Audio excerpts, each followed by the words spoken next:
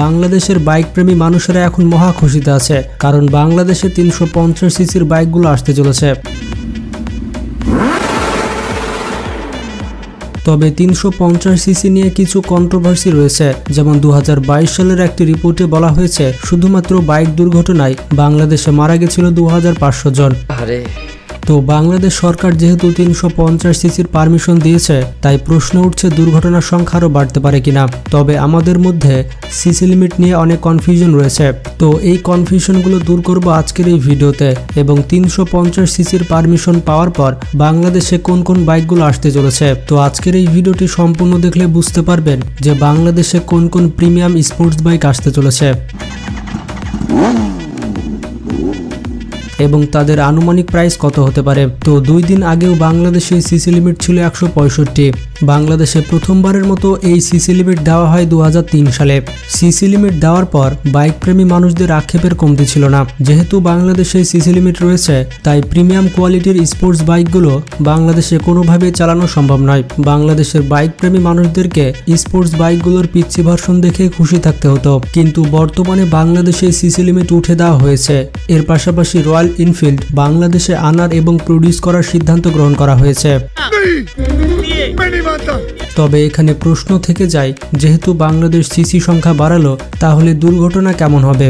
তবে একটি বিষয় আমাদের ভুল ধারণা আছে, বেশি সিসির বাইক মানে বেশি স্পিড। তো আপনাদের উদ্দেশ্যে বলে দিই, বেশি সিসি মানে বেশি স্পিড হয় না। আমাদের দেশে 150 সিসির অনেক বাইক অ্যাভেলেবল রয়েছে, যেমন পালসার, অ্যাপাচি, আরটিআর এবং সুজুকি জিক্সার। এইসব বাইকের সিসি 150 হলেও এদের টপ স্পিড কিন্তু এক নয়। কিছু 150 সিসির বাইক রয়েছে যাদের টপ স্পিড হচ্ছে 120 কিলোমিটার, আবার কিছু 150 সিসির বাইক রয়েছে যাদের সর্বোচ্চ গতি হচ্ছে 160 কিলোমিটার প্রতি ঘন্টা। তো এখানে আপনারা বুঝতে পারছেন যে বেশি সিসি মানেই বেশি স্পিড নয়। তবে আপনাদের উদ্দেশ্যে বলে দিই, বাইকের সিসি যত ভালো হবে, বাইকের কোয়ালিটি এবং পারফরমেন্স তত ভালো হবে। যেমন আপনি ব্রেকিং সিস্টেম অনেক ভালো পাবেন এবং কন্ট্রোলিং সিস্টেম অনেক ভালো পাবেন। তবে বাংলাদেশে যে বাইক প্রেমী মানুষেরা রয়েছে, তাদেরকে কিন্তু সচেতন হতে হবে। তারা সচেতন হয়ে বাইক না চালালে, তাদেরকে যদি আপনি ডায়াং বাইক দেন, তাহলে সে ডায়াং বাইক নিয়ে অ্যাক্সিডেন্ট করবে। তবে কোন কোম্পানি 350 সিসির মধ্যে কোন বাইক বাংলাদেশে আনবে তা এখনো পর্যন্ত জানা যায়নি। তবে সম্ভাব্য যে বাইকগুলো বাংলাদেশে আনতে পারে সেগুলো সম্পর্কে সংক্ষেপে জেনে আসি। তো প্রথমে রয়েছে রয়্যাল এনফিল্ড। 350 সিসির বাইক বাংলাদেশে আসবে আর রয়্যাল এনফিল্ড আসবে না, সেটা তো হতেই পারে না। তো বাংলাদেশে যদি রয়্যাল এনফিল্ড ক্লাসিক 350 আসে, তাহলে আনুমানিক মূল্য পড়তে পারে 6 লক্ষ টাকা। এবং রয়্যাল এনফিল্ড বুলেট 350 যদি বাংলাদেশে আসে, তাহলে এর আনুমানিক মূল্য হতে পারে 4 লক্ষ টাকা।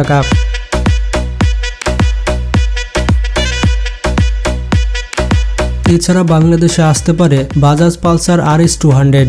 পালসারের এই 200 সিসি যদি বাংলাদেশে আসে, তাহলে আনুমানিক মূল্য হতে পারে 4 লক্ষ টাকা। তো এরপরে রয়েছে অ্যাপাচি RR 310। এটি হচ্ছে একটি প্রিমিয়াম স্পোর্টস বাইক, যার লুক এবং পারফরমেন্স অসাধারণ। বাংলাদেশে যদি এই বাইকটি আসে, তাহলে আনুমানিক মূল্য হতে পারে 6 লক্ষ টাকা। এরপরে রয়েছে ইয়ামাহা R3। বিখ্যাত ইয়ামাহা কোম্পানির R3 বাইকটি বাংলাদেশে আসতে পারে, যার সিসি সংখ্যা হচ্ছে 321 এবং বাইকটির সর্বোচ্চ গতি হচ্ছে 185 কিলোমিটার প্রতি ঘন্টা। এবং বাংলাদেশে এই বাইকটি আসলে তার আনুমানিক মূল্য হতে পারে 10 লক্ষ টাকা। এরপরে রয়েছে হোন্ডা CV 300R। বাংলাদেশে আসলে বাইকটির মূল্য হতে পারে 7 লক্ষ টাকা। এরপরে রয়েছে সুজুকি GSX 250।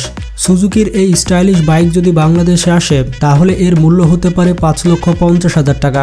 বাইকটির সর্বোচ্চ গতি হচ্ছে 150 কিলোমিটার প্রতি ঘন্টা। এরপরে রয়েছে CF Moto 250 SR। এই বাইকটিতে রয়েছে 250 সিসির ইঞ্জিন এবং এই বাইকটি 9500 RPM প্রডিউস করতে পারে।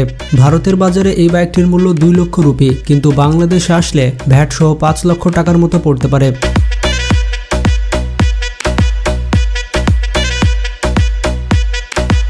তো এরপরে রয়েছে কাওয়াসাকি নিনজা 250।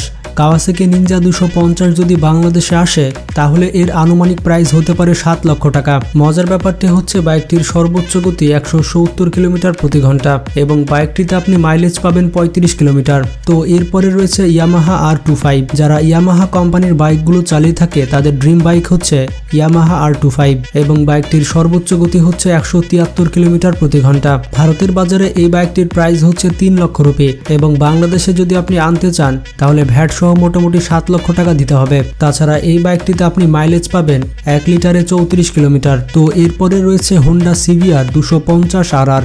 হোন্ডা কোম্পানির এই বাইকটি একটি অসাধারণ স্টাইলিশ স্পোর্টস বাইক। হোন্ডা কোম্পানির 250 সিসির মধ্যে অসাধারণ একটি বাইক হচ্ছে এটি। তো ভারতের বাজারে এই বাইকটির মূল্য হচ্ছে 3,75,000 রুপি আর বাংলাদেশে যদি এই বাইকটি আসে তাহলে আনুমানিক মূল্য হতে পারে 8 লক্ষ টাকা। যদি আপনার পকেটে 8 লক্ষ টাকা থাকে তাহলে আপনি হোন্ডা CBR 250 RR ব্যবহার করতে পারবেন এবং আপনি জানলে অবাক হবেন বাইকটি 0 থেকে 100 কিলোমিটার গতি তুলতে পারে মাত্র 6 সেকেন্ডে। এর পাশাপাশি বাইকটির সর্বোচ্চ গতি হচ্ছে 180 কিলোমিটার প্রতি ঘন্টা। এরপরে রয়েছে কাওয়াসাকি নিনজা ZX25 আর। কাওয়াসাকি কোম্পানির এই বাইকটি একটি অসাধারণ স্পোর্টস বাইক। বাইকটিতে যেমন লুক রয়েছে তেমনি বাইকটির পারফরমেন্স। তো বাইকটিতে ব্যবহার করা হয়েছে 250 সিসির লিকুইড কুল ইঞ্জিন, যেটি বাইকটিকে আরো আকর্ষণীয় করে তুলেছে এবং মজার ব্যাপারটি হচ্ছে বাইকটি 0 থেকে 100 কিলোমিটার গতি তুলতে পারে মাত্র 5.5 সেকেন্ডে।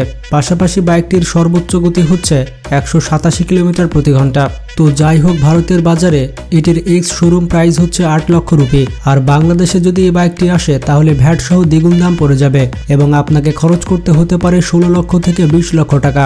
তো যাই হোক, আপনারা দেখতে পেলেন বাংলাদেশে 350 সিসির মধ্যে সম্ভাব্য কোন কোন বাইকগুলো আসতে পারে। তো যাই হোক গাইজ, এই সকল বাইকের মধ্যে আপনার ড্রিম বাইক কোনটি তা কমেন্ট বক্সে জানাবেন। তো আপনাদের কাছে একটি প্রশ্ন রয়েছে, বাংলাদেশের সিসি লিমিট 350 পর্যন্ত থাকা দরকার নাকি আনলিমিটেড হওয়া দরকার? তো এই বিষয়ে আপনার কি মতামত তা কমেন্ট বক্সে জানাবেন। এইরকমই ইন্টারেস্টিং এবং আনকমন সব ভিডিও পেতে আমাদের চ্যানেলটি সাবস্ক্রাইব করে পাশে থাকা বেল আইকনটি ক্লিক করে দিন। তো আজকে এই পর্যন্তই। ভিডিওটি ভালো লাগলে বন্ধুদের সাথে শেয়ার করতে পারেন। তো ভালো থাকবেন, নিজের খেয়াল রাখবেন আর দেখে শুনে বাইক চালাবেন।